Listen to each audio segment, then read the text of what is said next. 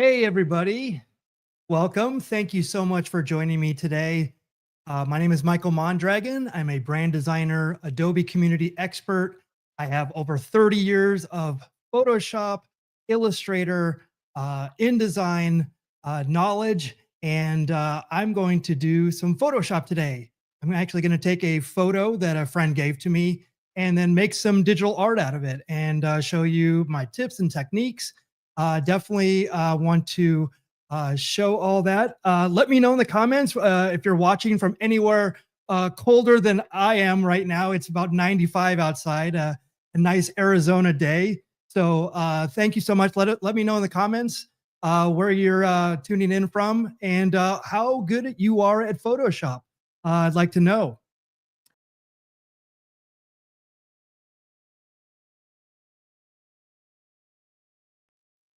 There we go. Okay, so my friend gave me this really awesome picture, and I want to make something spectacular out of it. So, what are the considerations that I would make for this? What are some of the artistic directions I would go with this?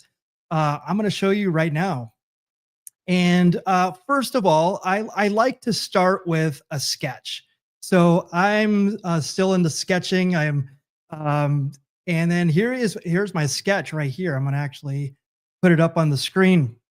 So I kind of want to take the background out. I want to just use the head for it, and then the name is Taro. So I thought that putting Taro three times on a line, and then also a tagline underneath of it. I think that that's actually going to be the best approach at this point. I'm not really quite sure of where I'm going to go from it with it from there, but I'm just going to give it a go and then show you what I'm going to do. I'm actually going to take this and make it square so I can actually put it into, let's say, like an album cover, and I'll show you that technique at the end. Um, let's do this. Photoshop is running super laggy. There we go. So we're back. All right. So the first thing that I'm going to do here is, so this picture is pretty good. You can see that it has kind of like a yellow tint to it. I definitely want to recolor this and then also get out a lot of the more of the details in it. I noticed that in the eyes, the detail is a lot. There's a lot of detail in there that we're not getting. So I definitely want to take that. I'm going to turn off scrubby zoom so I can just click in here to do it that way. I'm going to push option right here to get that out of there. Let's see. So my first step here, and first of all, let me back up for a second because let's look at the Photoshop I'm using. I'm actually using the Photoshop beta. So you go up here to about Photoshop. Now this is just a beta version of it. It's probably the most recent version of Photoshop, meaning that it updates probably every other day. And I get all the robust features that are going to come out in the regular version. So you may be using the regular version and might see some things in here that are not in the regular version. But I'll definitely try to keep it simple. But just know that I have a Photoshop beta running on this right now. Okay, so let me get rid of that real quick. There we go. Okay, so also what I like to do is whenever I get a photo from a friend, I try to get them to take the largest picture that they can, meaning also size, of course, but also resolution. So where would you go to for that? So you just go to under image. I'm going to go to image size, and I'm going to look at the image size here. So it's actually at 72 resolutions, so pixels per inch, and then 32 inches, about a little over 32 inches by just under 43 inches. So pretty big. So, but this 72 resolution would be more for web, sending a email. I actually want this to be print. So I need to do that conversion. So I'm just going to click on right here, this resample. And what this does is it locks all three of these, the width, the height, and the resolution.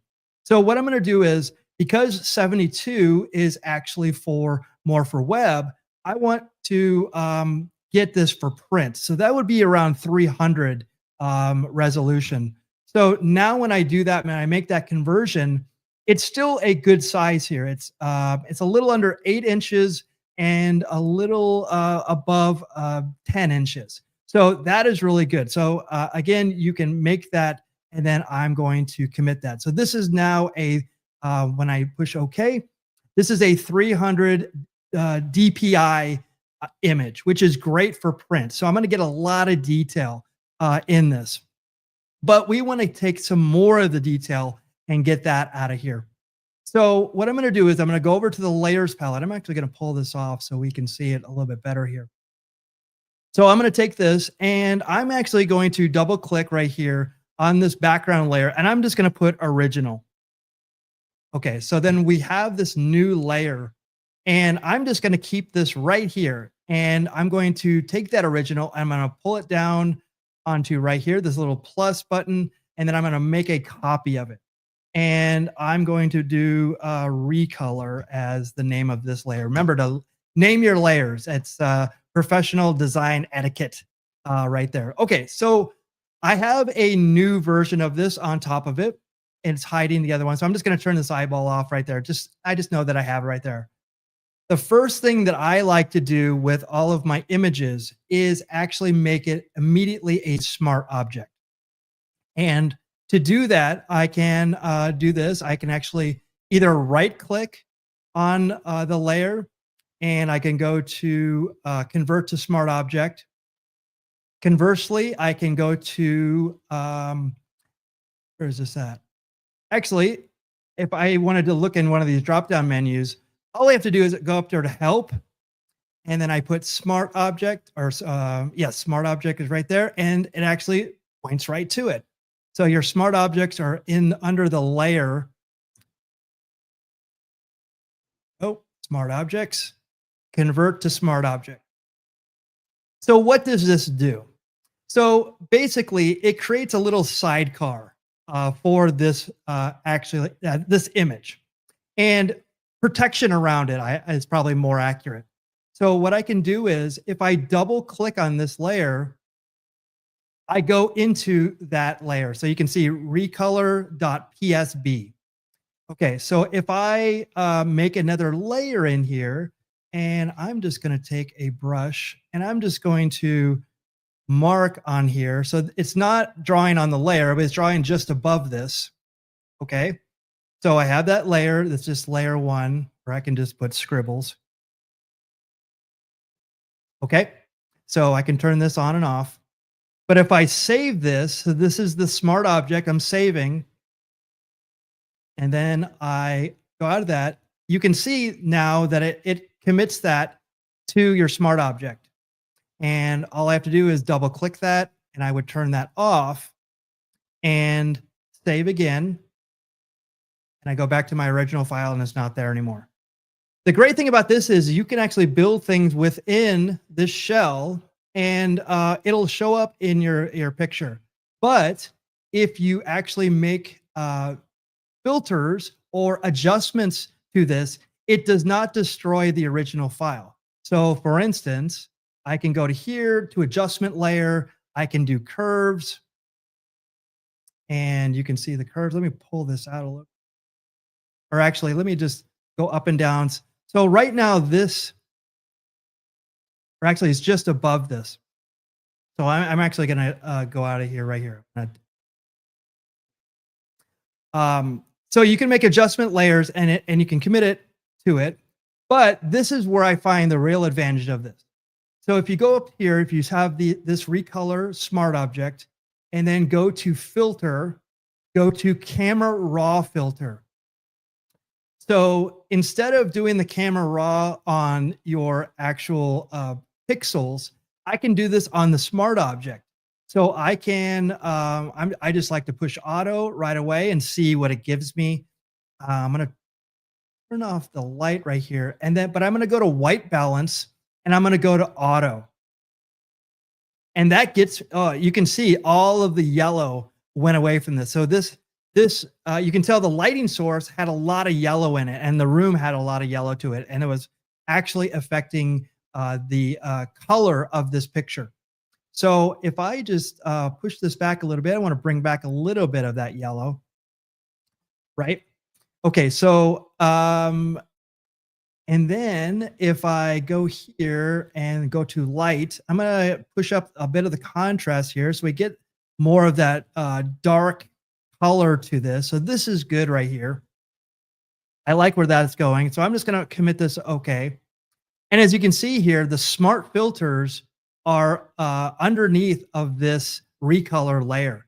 So if I toggle this on and off, you can see that it is not committed to that layer. So I can actually make more on top of this if I wanted to. But I like where this is going. Okay. So what I'm going to do is I'm actually going to now that I've recolored this, I'm actually going to go into the original file here. I'm going to double click on this right here. I'm going to get rid of the scribbles that I had from before. And what I like to do is I would want to take out the background. And there are ways to do that now with Photoshop that are super easy. And what I'm going to do is I'm going to actually come up here and there's a contextual taskbar right here that is above this. If you're not seeing that, go to Window and contextual taskbar is right there. So if that's not checked, you're not going to see that taskbar. So I could take this and I could just push remove background. One click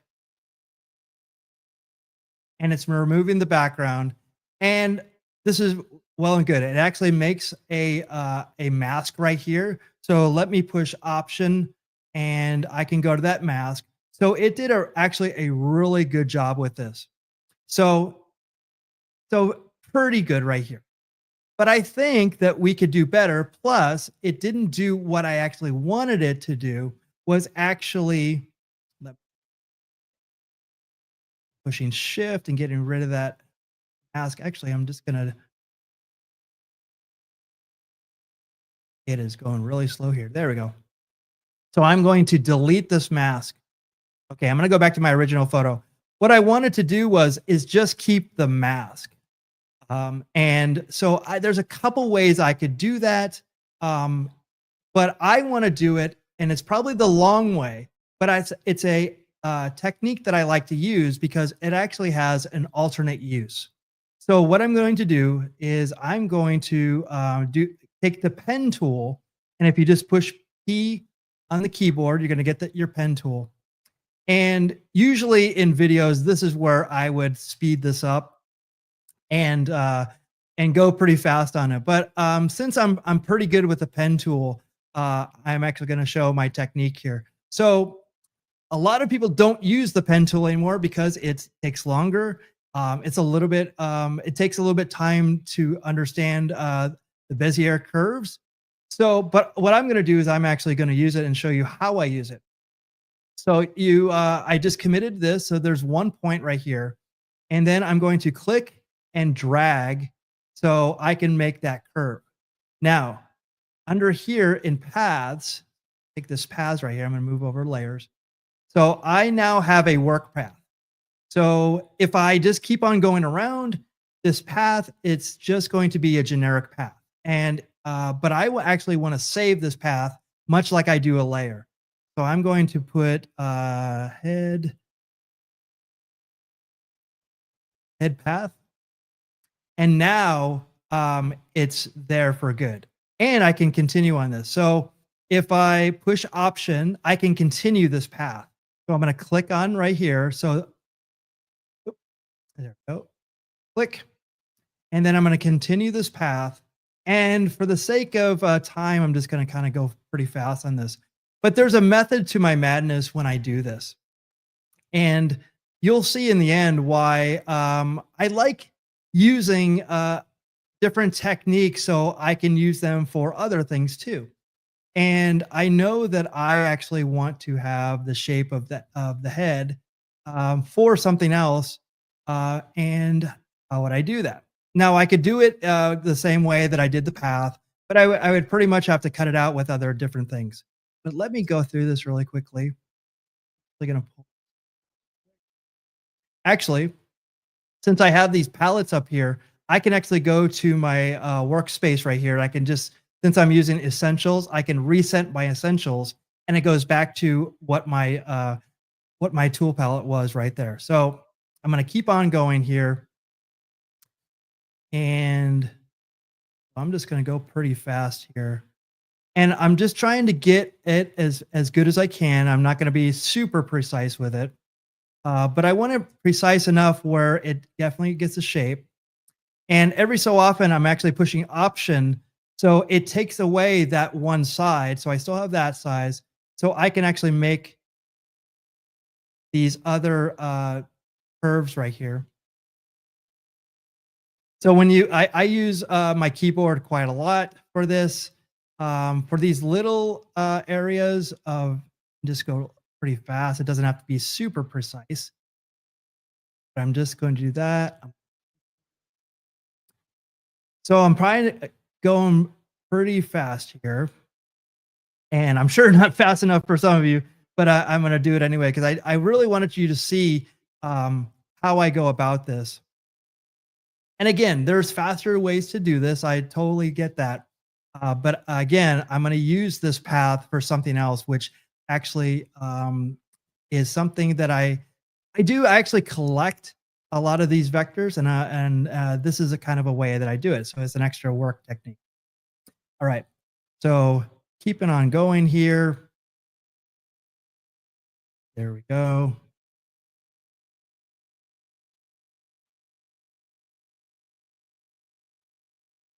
So I pretty much know that I want to go around this red. So that's a good indicator. If this was a more intricate picture, I may go down a little bit for this. And actually, we might be coming up to a spot that I might have to do that because I remember, yes, there's this poster right here. So I kind of definitely want to get these big areas. There you go. I'm being a little bit more economical with some of the paths here. And again, I'm not super concerned about the preciseness of this, but I'm actually to go around this. Here's that poster because it gets a little bit murky as far as where some of this ends and where it starts. But I just want to get as much as I can. And again, I'm pushing Option so I can get that curve to go around. Now, if I wasn't to do that and say I was to click right here, you can see it'll have that bend to it. So I'm just going to Command Z on Option so I can just keep on making that curve correct. Oh, and that's another part too right here. So I can actually now go down right that. If I didn't do that, it would actually curve around that. So, and this takes time to kind of learn the nuances of the pen tool. Again, I feel like I've gotten really good at it over the years. So I like to use it more than some of the selection tools. Definitely more than the magic wand or some of the other techniques, because this is where it kind of comes into play. So right where the shirt is, and then if I wanted to, I could keep that little string right there, but I actually want to get rid of that.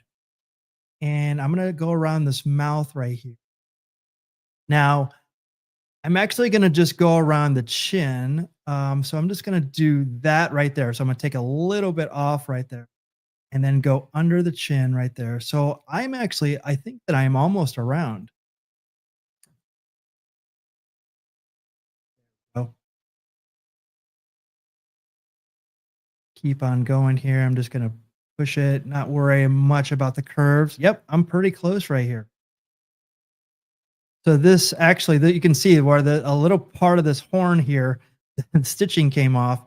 We might repair that with some techniques, which I can show you. There is a spot on the other side that I'm going to take care of. So I might get that one as well. Go. So we are almost around. So I just want to make sure that I go around and connect this path. This didn't take too long. Yep, there it is. There's where I started. And right here, you'll get this little ring, and there you go. So I am done. All right, so I have a full path around there. So if I pull out the path, there's a head path. And one of the great advantages of this is that I can now, if I command click on this path, you can see it makes a selection of it.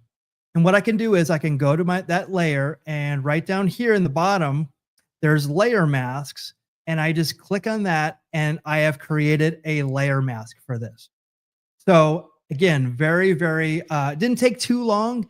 If I would have done this, let's look, actually, I'm going to option click on the mask itself. You can see how sharp this is. So where it's black, it's going to knock out. Where it's white, it's going to show. In my other mask, you can see it was a bit feathered. So I actually wanted a better cut out of this for the project that I was using. So I'm going to click on there. So there's that. Now, I was telling you that technique that I was doing before. So if I select this path, and I'm going to go to here, I'm going to go to the direct selection tool, and I'm going to click and drag. And then there's all those paths. So I've selected all those paths. And if I just command C, I can actually take this path. And what I'm going to do is I'm actually going to go over to, actually I have Illustrator here. And what I'm going to do is I'm going to command P or command V. And it actually, when you paste it, I can actually make a compound shape out of this. So if I do that right there, I'm going to go to my colors right here.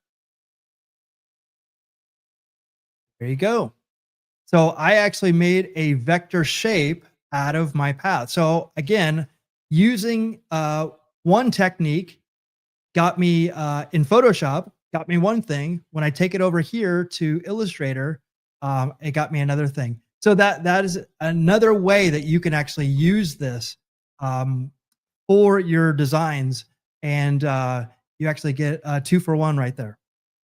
All right, so let me go back to Photoshop here.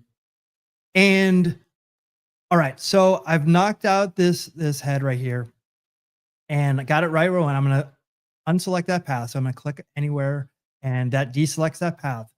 But I still notice that there's not a lot of, actually, let me save this. So I'm going to save this recolor. This is still a smart object. So when I go into, so I'm going to go out of this smart object and go back into my original file. Okay. So this is now that I've taken this picture and I've actually made layers on it. I've actually recolored it. So if I were to save this file, it actually would force me to reformat this file. So I'm going to just make sure that I have this. I'm going to do I'm going to save this, but I'm actually going to do a save as, because I want to make its own file. And so I'm going to do save as. Okay. So here, I'm going to go to fix right here. So I'm going to go main head right there. Okay. So you see that it renamed it. Okay. So now that original picture is still there, still intact, but we're going to use this now as the picture right here. So again, I turned off the smart filter where I had the camera raw. But now that I have the head and I still have the original right here, so what I'm going to do is I'm going to add a layer right here, just layer 1, just a blank layer. And then I'm going to I'm going to select both these layers. I'm pushing Shift on the keyboard right now. And I'm going to push Command E, and this will merge the layers right here. So this head is actually on a transparent layer.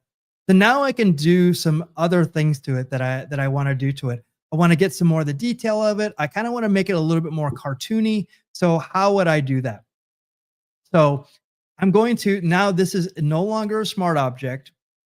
And but I want to preserve this as a smart object again. So another good reason for this is if I were to take this layer and I push Command T, so transform it, and I were to uh, make this as small as I can right here, okay, and I commit that, so that right there.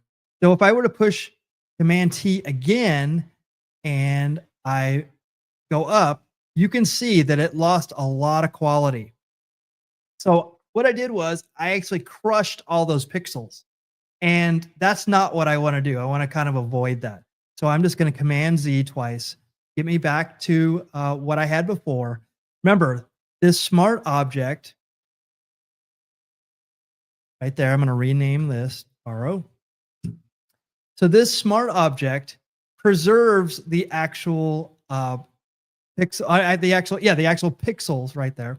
So what I'm going to do is this. I'm going to double click into this.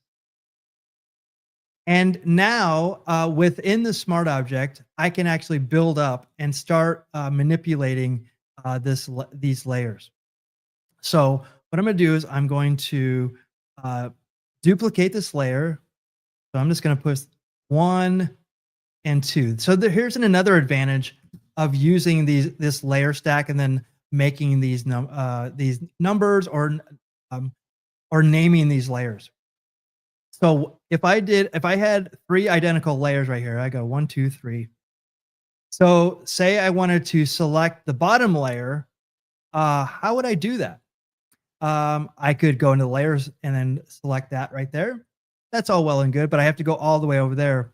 What I'd like to do is, since number 1 is now selected, I'm going to control click, and then over the picture, if I click, you can see here, I can actually select the layers right here. So now I have 2 selected, if I wanted 3, and this is really great for if you have hundreds of layers, you could do the same technique. So I'm going to turn this one off just for now. So I'm going to use layer 2. And the one thing that I notice in this is I could probably get out a little bit more of the detail in this. But let me turn off 1. I'm going to work on 1 right now. So right here, I'm actually going to do a couple of things. I'm going to do some cleanup right here. I notice that there's one thing right there. I'm just going to take this. This is a spot healing brush right here. And I'm just going to get that right there. And what this is doing, it's just getting some of the little spots right here. If I wanted to, I could actually do this on the nose if I wanted to. So it's kind of blending in a little bit. That's super great. Let me go back. I'm going to Command Z all this because I actually want as much detail as I can. But you notice right here that I don't have a lot of detail. So I'm going to take the dodge tool right here, and I'm going to rack it up. So I want to, right where this mouth is, I'm going to actually make that lighter so I can get a lot more detail out of this.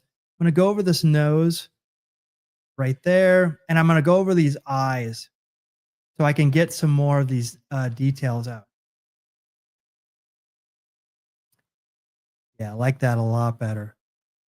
And you'll definitely notice this when I make the contrast of this. Okay, so I have all of this where I like it. And what I'm going to do is I'm actually going to take these 2. I'm going to trash these because I have this new layer. I'm actually going to make a new layer out of this. So there's 2. And what I'm going to do is 0. Okay. So one of the things that a technique that I like to use to really bring out the detail in this, because I noticed there's stitching, there's stuff over the eyes. I definitely want to make this really super sharp, is to go under filter. So I have the layer 2 selected right here. I'm going to go to filter, and then under other, there's a high pass filter. Okay. So you can get some really great techniques out of this. And if you've ever seen any of these photos that have a lot of, it looks like almost like a lot of noise on it or grainy, this is a technique that you might use to do that. So if I just have this at 6, if I were to go down, it's a little bit less detail. If I were to go up to maybe 12, it gets a lot of that detail out of there. But I'm just going to split the difference. I'm just going to probably go 8 because that's good. But what we want to do is we want to blend this into the layer below it. So to do that, I'm going to push normal, or excuse me, the blend modes right here, and I'm going to take this down to overlay. Okay, so we really push this. So I'm going to turn this off to show you. So you can see here that we really get that detail out of there. But to I need to push it back just a little bit because I just want to have a little bit so it's not super, super stark. So I'm just going to take the opacity down just a little bit. Yeah, I'm liking that a lot. Okay.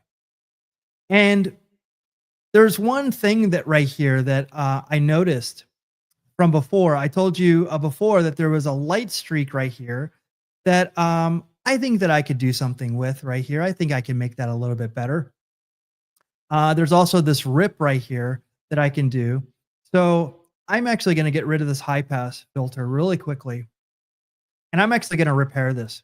So I could do this a couple ways. I could actually use um, the clone stamp tool, which I would have used in the past, or I could use right here, I could use the spot healing. But what I'm going to do is I'm actually going to use some AI to do this. Okay, so one of the things I would like to do also in this technique is right here. There's a thing that says lock. It says lock transparent pixels. I want to lock this, which means if I were to take my selection tool right here and I were to go around this, and you see I have transparency right here, it would actually make this selection using these transparent pixels. And I actually don't want to use that. So I'm gonna, this is the area that I want. I actually have this area. Let me see if this will work. If I can do it on both sides and kill two birds with one stone. So I'm just going to take that and I'm going to go up here to generative fill. This is in the contextual taskbar and I'm going to click that. And you can see that I could put in a prompt. I could put in anything that I want, but I'm not going to do that at all here. You can see it's actually optional. I'm just going to put generate. And what it's going to do is going to take the pixels around this and try to match it up to its surroundings. So I'm just going to push generate right here.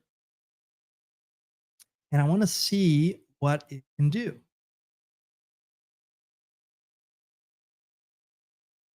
So right now it's analyzing. Okay. So you can see that with generative fill, and this was my fear, that it actually made this little white areas right here. It did a great job in repairing this. And if I pull out the variations right here of the properties, I actually have 3 different variations. Let me open this up a little bit. So I can see which ones that it did. So those are all really good. It took out that. If I toggle this on and off, that is a lot better. But the problem is that it ignored that little transparency because it was on the other layer. So that's good to know. So if I, for instance, if I were to click on this layer and I wanted to, you can see that it only does the pixel layers if I have that lock on. So Command Z on that one. So I'm just going to quickly just get rid of that real quick. I am actually going to use Magic Wand tool, which I told you that I wasn't going to use before. So I'm just going to connect these two together. Select those two. I'm going to Command E, put those together. I'm going to select that really quickly and get rid of that. Just delete it. All right. So I like that a lot better. I think that that's really good. And again, we're going to make this, we're going to get a lot of the detail out of this. So I'm just going to, okay. So now I'm going to go back and do that high pass. So, so I'm going to push one on the layers. I'm going to duplicate this layer, two. There we go. And then I'm going to go back to filter, other high pass. It's still set at the same 8. And then I'm going to go back here and go to overlay. Okay, so a lot of the detail. I'm going to push this back a little bit, maybe 90% opacity. That's good. I'm going to save that. I'm going to close that smart object, and there you go. So I think this is fantastic. So I really like this. So I'm going to take this and I'm going to save. All right, so I've saved this, but I actually want to make more out of this. And how can I do that? So right now it's actually the wrong proportion. So I actually want to make this square. So I'm going to go up to image. I'm going to go to canvas size, and it's set to pixels. I like working in inches. This is just a personal preference. But I'm going to I'm going to do my canvas size at 12, 12. Okay. And one of the advantages of using my smart objects here is that I can Command T and I can size up the smart object. And I can also rotate this to what I like it to. So go into my sketch. There it is. So now that we have the head part of it, I'm actually going to go back a little bit. I could do the text next if I wanted to, but I want to make the background. So I'm going to go back to this. Actually going to just nudge this over ever so slightly. And so right now it's a transparent background. And what I'd like to do is make this background so we give it a little bit of depth. So I'm just going to click here. I'm going to add a new layer, and I'm going to put background. And we have the original underneath of this. And just for the sake right here, so I'm just going to just select a foreground color, and I'm going to option delete. And I'm just using this right here, just kind of more for positioning. And what I'd like to do is bring a texture in to kind of give this a little bit more depth.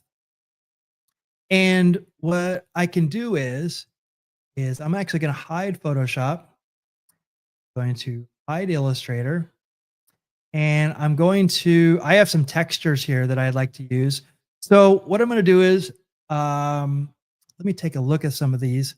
So these textures I got from a place called blackmarket.com, blkmarket.com, and they have a lot of great stuff. I'll put the link to it in the show notes, but also on the screen. But I have some textures here, and it just basically gives me a starting point. But then I can combine these and make these kind of interact with each other. So I like the red. So I like the green because it's going to probably interact with the red really well. So I'm just going to double click on this. And this is something, because it's a JPEG, it's actually coming up in preview, but I'm going to right click on this. I'm going to open with Photoshop Beta. So there we go. So I'm going to Command A, Command C, and go back to the head right here. And above this background, I'm just going to Command V, and there you go. So I'm going to right click on here, and I'm going to make this a smart object. And I'm going to reduce this a little bit. So I have the grunge layer. I have grunge. And if I do Command T, So I could resize this, and I just want to just have it a little bit outside of it. There. Okay. So what's great about this is that I can use this, and it's right now it's set to normal, and I can actually use these blending layers, and I can actually blend it with that background. I probably would want a different color to really get this. That's an interesting. That's actually pretty cool. This is on Subtract, so sometimes you'll get kind of serendipity with this. You'll actually get some effects that you go, "Oh wow, I wouldn't have thought to have that color right there." So I'm actually going to keep that there because so this grunge layer is interacting with this background. I actually like that a lot, so I'm just going to use that. Okay. So how do I get a little bit more depth in this? I'm actually can go here. I'm going to select the Taro head layer and go down here to effects in my layer panel. So I'm going to add a layer style. So this layer style, there we go. I actually just want to do a drop shadow, and I have to move this out of the way to kind of see its effects. So right now, I probably want this at 135, and I'm going to get the distance. I'm going to move that a little bit. And you can see here, if I put the size of, I really want to get good light out of this. Yeah, I like that a lot. And remember, shadows don't have to be really super black. I actually want it more subtle here. I want to come off the page, but I don't want it to definitely be a harsh light on here. I kind of want to match what my light source is. So I'm just going to use that right there. I think that that's good. Okay. So again, going back to the sketch. So we have the background. I might tweak that a little bit more as well. But what I'm going to do here is uh, actually going to put some text in here. And so how would I do that? If I could actually go to the text tool in Photoshop right here, and it's probably just going to take me a second. Computer catches up. So if I just click right here and I just put Taro. Now, what the fonts that I have in my computer already active or through Adobe Fonts are going to be in here. If I select this all, if I go here, I see some examples, but I can already tell you, I haven't put a lot of fonts in here that would be appropriate for this job. So, for instance, I probably wouldn't use this. I don't think that this is the best font for this. Just knowing him, it looks pretty interesting, but it's definitely not the look and feel that I want for this. So, how do we do that? Well, let me do this. I'm going to pull up Adobe Fonts. And I'm actually going to search for a font, and it's actually going to update through my Creative Cloud. So let me put in here, actually the sample text I'm going to put there. I'm going to put Taro. I know I want it all in capital letters, and I can actually go through this and see some of the choices here. But actually, if I go over here to tags, I can actually make this a funky font or futuristic. Um, since it's futuristic, I think the Taro character is futuristic. So this will get me some more of these more interesting fonts. I definitely want this to be more bold. If you go back to my sketch, you can see that I kind of wanted a more bold font for this. So going back here, these thin fonts are probably won't cut it. This one looks a little hard to read. Let's see what else we have here. Kind of know what I'm looking for, but we may have to search around for it just a bit. So there's futuristic font. Oh, this one looks pretty interesting. I kind of wanted a little bit more and not round it off. So let's see what we can get under funky. I think that may get me more of what I'm looking for. This actually looks pretty good. an Amigre font, which I'm I like those fonts quite a bit. Might keep that in mind. Uh, I might want a little bit more character to this, not too much. That's a really interesting one. Again, it looks more like Pac-Man.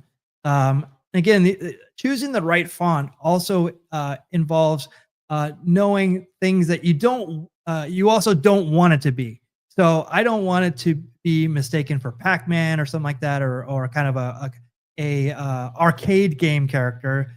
Taro is actually a professional wrestler, lucha libre. So maybe more in that vein. I also want it a little bit more gritty, maybe again with a little bit more character. Let me look through this. There's some interesting ones here. I don't really. I could probably go with cartoony, although I think that that may be a little bit out of the normal. This is actually interesting. Probably too simplistic for what I'm looking for.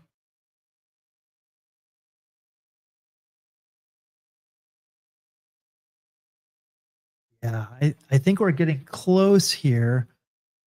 I mean, this is pretty interesting. Let me actually. I'm going to click on this. I might be some fonts within this. And what I like to do is I like to make it an uppercase and then also lowercase because sometimes there's some good fonts within here. So there's only one font within this, and it's a bit. It is pretty interesting. I actually like this a lot. I might actually what I might do is I'm gonna add this font. So add this font because I think that I'm actually going to modify this in Illustrator and then bring that in. So let's do that. So I now activated this. So in my Creative Cloud now I have this font. So that font to go back here, it's Neplis Ultra. Okay. So if I go to Illustrator, and what I'm going to do is I'm actually going to take this updating, move this off side because I'm gonna create this Taro right here. So I'm gonna click on here. I'm gonna push Taro, and we said Neplis. So I'm gonna put NEP. There it is, right there.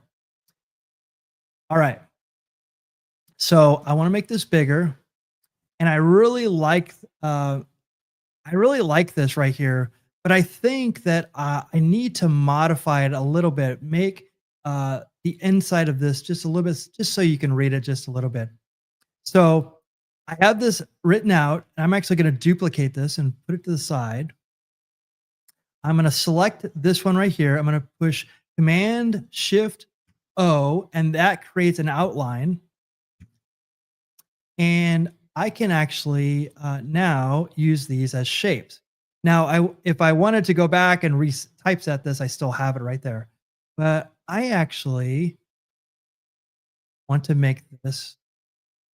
I'm going to take this and create a little bit of a different word right here. So TA, how can I do this?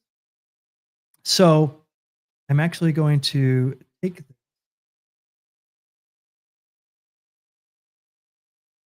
here.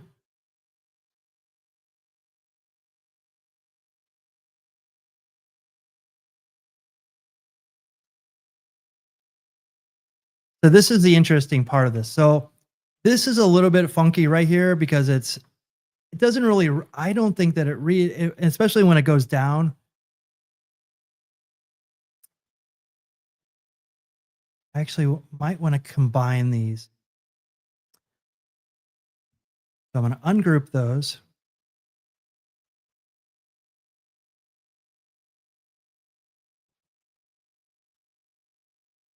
So I can make this that bigger so it reads a little bit better.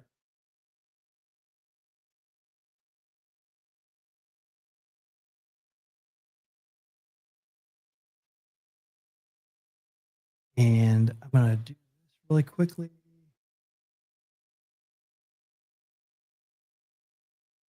So one thing I like to do is I like to use stars because I think that stars actually uh, create like the superhero out of this.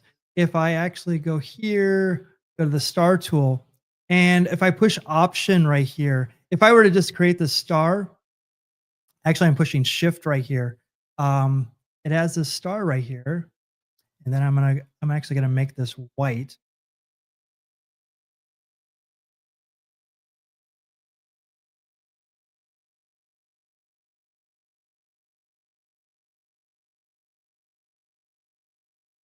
Oh, so I'm gonna make that right there.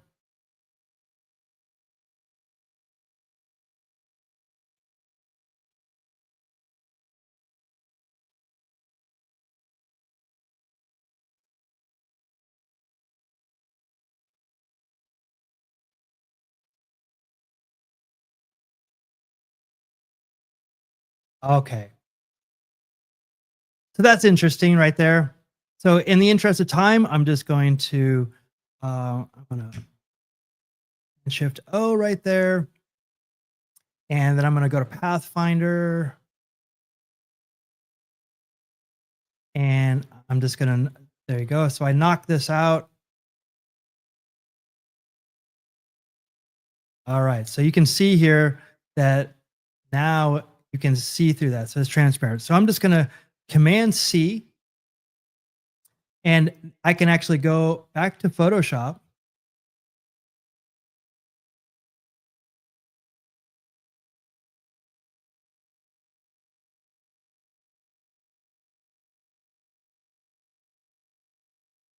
Okay. So I could write this out in Photoshop, but I actually have this vector that so I'm going to get rid of that. And I'm just going to Command V and I can actually make this a smart object. I could also make it a path or a shape layer. But I'm actually going to make it a smart object. And the advantage of this is I can actually double click on this and it'll open back up in Illustrator and I can manipulate it. If I were to commit this any other way, it would commit it to Photoshop. So that's the whole thing. If now that when I see it, I can actually open it up, reopen it up um, in Illustrator. Okay, so I have this right here, but it's above the head, and I actually want it behind. Okay, and if I this right here, so I probably want this head a little bit smaller. So I'm going to push commit that. I'm going to go to that layer right there with the head, and I'm going to shift down so you can see a little bit more of the text. And I wanted that headline underneath there, so I may write that headline in Photoshop. But I have this right here. I noticed that this. So let me do Taro title. And what's interesting is I could actually replicate this. I'm going to replicate this 2 times. So one, so you can see Taro title. This would be 2. This would be 1. So I can take this one and I'm doing pushing Option Shift right there. Okay. So this would be 3. Another advantage of having a smart object, so this is the same smart object 3 times. Okay. The advantage of this is if I just click on one of these, it's going to open up in Illustrator by itself. And now if I were to change this, I'm going to click on this color. I could change it to this color right here, and I'm going to push save. And what you're going to notice is go back to Photoshop. It's going to update. It updates all 3 of them. So you can see how if you had some different elements and you wanted to scatter them but you wanted to update them, this is a way that you could do that. So I'm going to take this. I'm going to select all 3 of these. So they're all selected together. I'm going to push Command T And I'm actually going to pull this down and make that a little bit more narrow. And I'm just gonna, there we go. So I can go to multiply. I could go to some other blending modes here. That might be too much right there. Oh, I like the overlay right there. And if I push that back a little bit, I can bring that, could bring that background. So that comes through a little bit. So it looks really gritty. If I wanted to, I could actually make this a little bit more. I could put a layer mask on this and brush back, and get some more grit on those edges, so it's not quite as sharp right there. But in the interest of time, I'm just kind of showing you kind of what the way I would handle this. So I'm going to go back to this taro head. I want to turn this just a little bit more so taro can be red.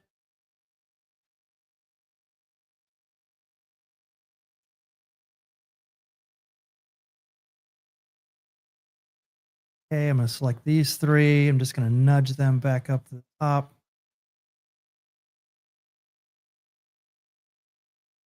There we go. Okay. So now that we have this, again, so I have this head, Command S, one of the most important things that you will do. I'm saving my what all the work that I've done. I have done it many times where I'll click out of it and I lost all my work, or my computer would crash, et cetera, et cetera. We've all been there, right? So let me just nudge this over just a bit. Actually, I might even just turn this the other way because I think that probably more legible like this. I might bring the chin underneath.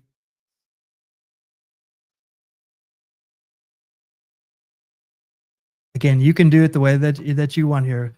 I'm actually going to skew this a little bit, it's great vertically. You can see the heads turned, but it also kind of feels like I need to kind of make something with this text a little bit, and give it a little bit. I'm going to go to skew, and I'm going to push Option right here.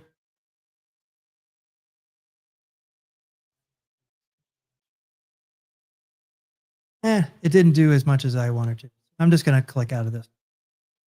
So I'm actually going to do some text in Photoshop here to show you kind of how easy this is as well. So again, not I don't really want that script font. I'm actually going to go here to one that I have loaded up that's pretty easy to read, and because it's going to be smaller. Uh, it's Verb. Oh, and it's not on this computer, of course. But what I can do is let's I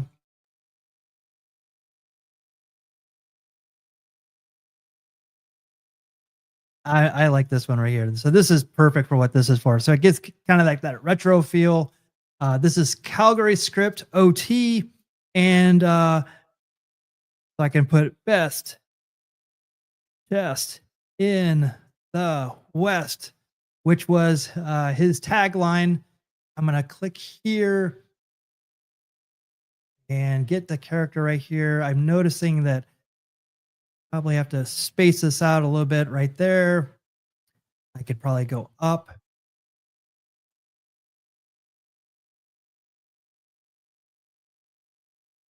There we go.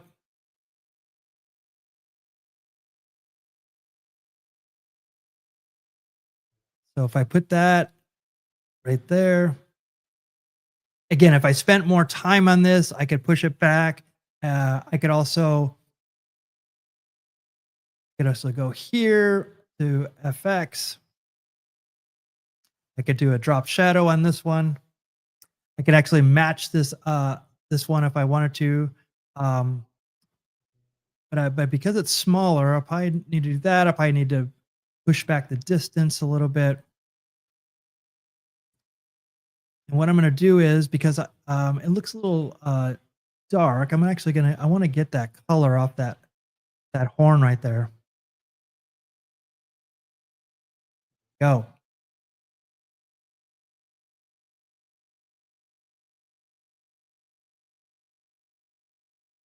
Okay, so now that I have this, best chestnut west, take these other three, and I'm actually going to make these a little bit more so maybe you can see this a little bit more here. And I'm just doing this by eyeball because that's usually the way that I would do it. But I suggest you do this because I definitely need to do this. Is I need to make guide layouts because I really want to see where the safe zones are in this. So I'm going to go new guide layout. And because I had this from before, actually, there's the middle of this. And what I'm going to do is I'm actually going to do that. So I have all of these right here. And what I can do is I can actually make my own here. I like that safe space, but I don't think that this other side, I make that selection, it's pretty close actually. Visually, it's a little bit of a optical illusion just because of those right there. That it's didn't line up. I didn't think that it did. So then I do this right here, and I'll bring this down. So you can see that goes a little bit below that, and I don't want that. So there you go. So I think this is right on. Okay. So I'm going to bump up this text right here.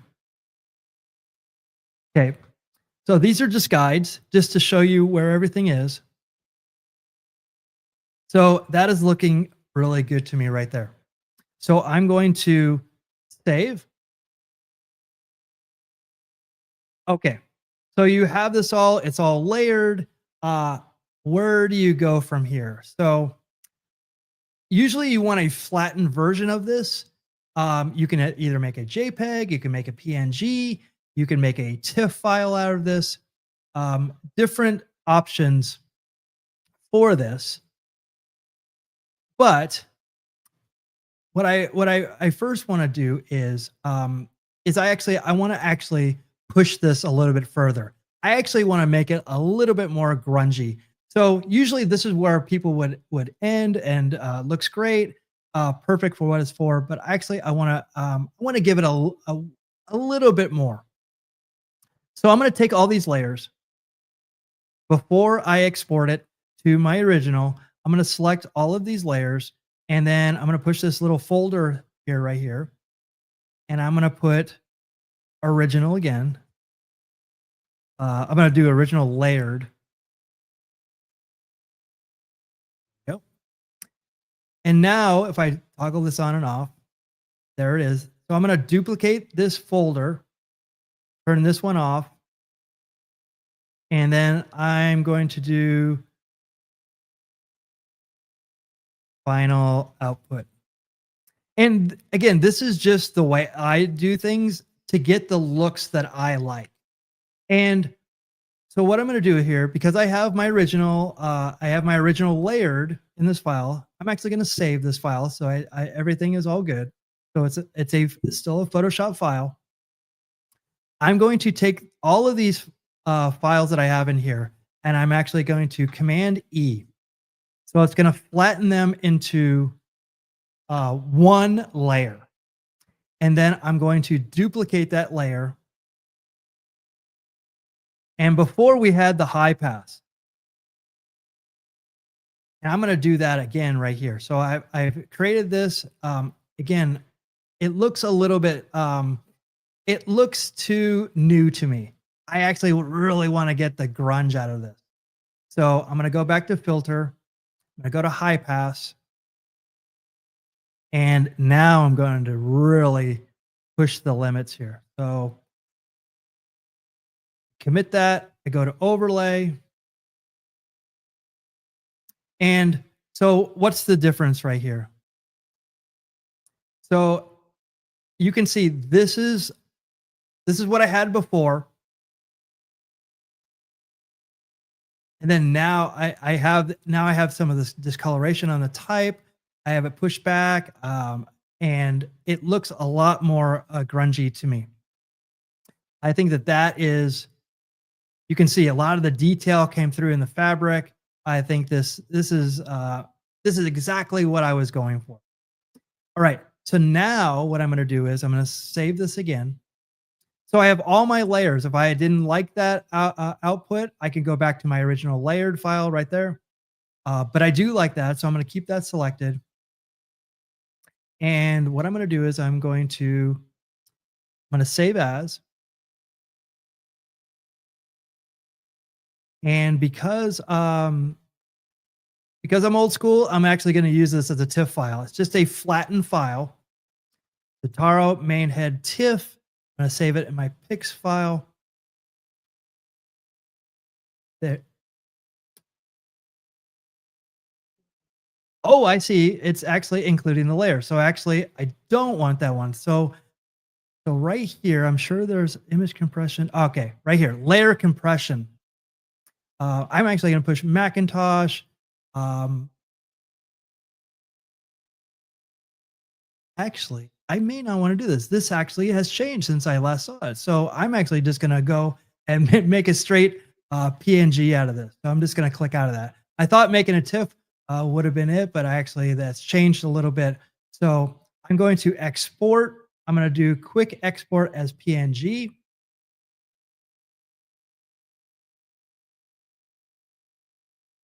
There we go. So I'm going to do Taro main head. I'm going to save.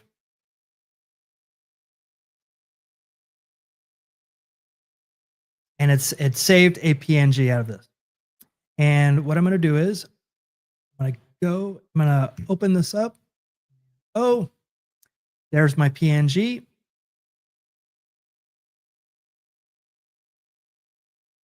And it's a flattened file right here. Now, so this would be a good if I wanted to print this out, use it, but I want to take this element and now put it, let's say, like in an album cover. So how would you do that? So I'm going to take this file. I'm going to do Command A. I'm going to Command C and black market. I'm going to do this right here. I'm going to go to my banners right.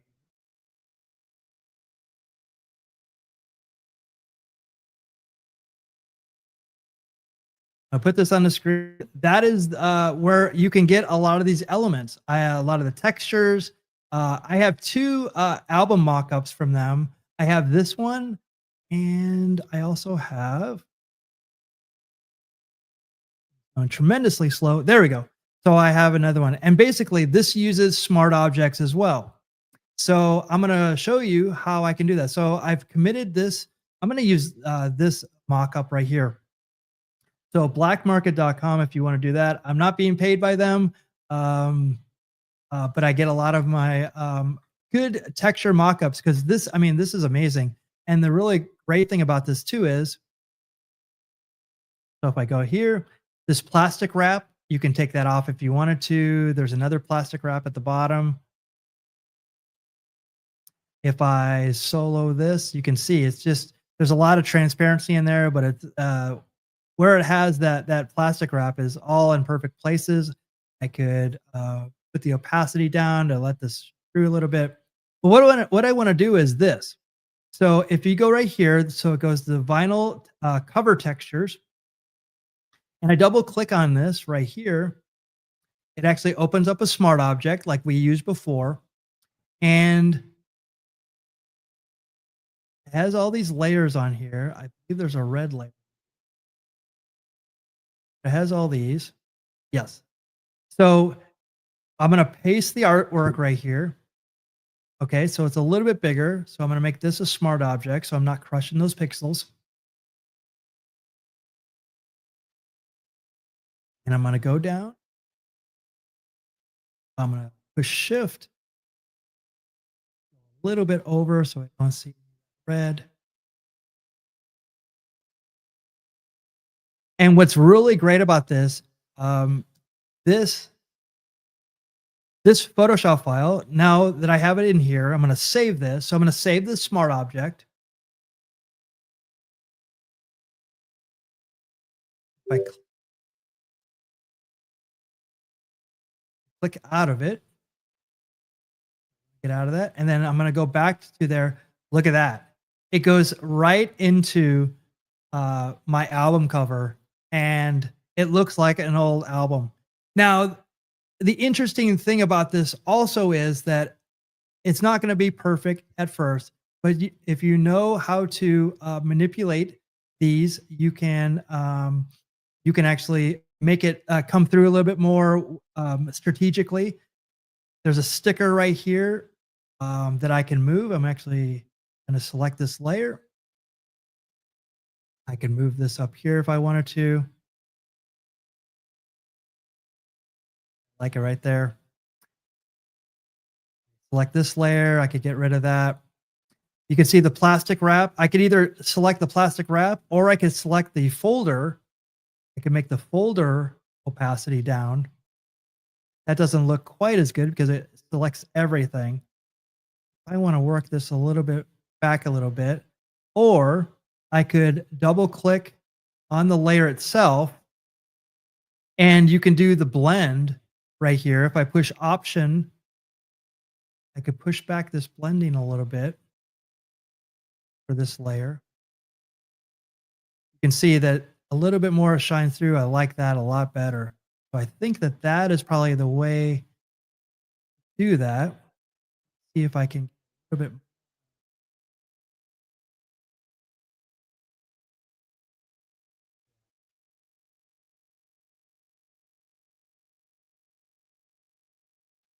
Yeah, probably just going to leave that right there.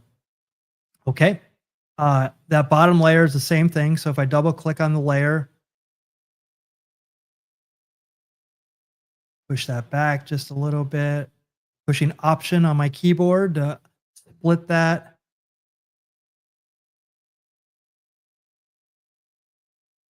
And really just kind of just eyeballing it. Yeah, I like that a little bit better. I just want that really just kind of gritty feel. I love that the album is red too, so that kind of works out really well. Um, I also can do a if I go to here to the vinyl cover and I do a adjustment layer, I'm just going to click on that. Computer's going slow. I'm just going to go to do I want to go? I want to go. I'll just go to levels really quickly. You can see there's some gaps here. So if I pull these together, it really punches up the color right here. Yeah, that's awesome. So I like that a lot. And so if I save that, I'm good to go. Again, so I started with literally a just an idea right here, and I made this. I had my friend take a picture with the mask, and there you go. So let's go back to the album. Yeah. So in just over an hour, I've created an idea from a photograph and made it. I could probably tweak it some more, but I like where this is all at right now. So that's where I'm going to stop right now. Uh, So again, thank you for joining me and watching me in this process. If you'd like to see anything else that I can do or saw something you didn't understand, I'd love to tackle that and see what people want to learn. And did this give you any value? If so, give it a thumbs up. Also, subscribe to the channel. And I'm building two different things. So I'm building up my Mondragon design. I'm also building up Punk Rock Art School, and Punk Rock Art School is something that I'm going to be putting out there to help people learn in these times. It's going to use a lot of Adobe software. I'm also want to talk about different types of AI and how I can integrate all of that as well. So a lot to talk about. Definitely let me know in the comments if this gave you any value. So thank you for joining me. Michael Mondragon signing off until next week. Take care, everyone. Thank you for joining.